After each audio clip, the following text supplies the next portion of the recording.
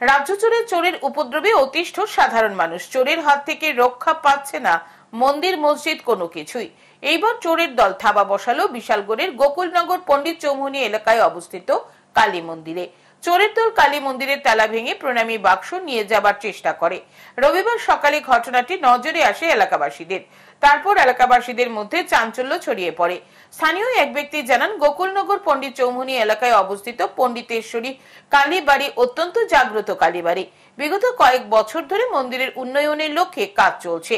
রবিবার সকালে এক ব্যক্তি মন্দিরে পুজো দিতে গিয়ে মন্দিরে চুরির ঘটনা প্রত্যক্ষ করে। তিনি দাবি জানান, অবিলম্বে চোরদের শনাক্ত করে গ্রেপ্তার করা হোক।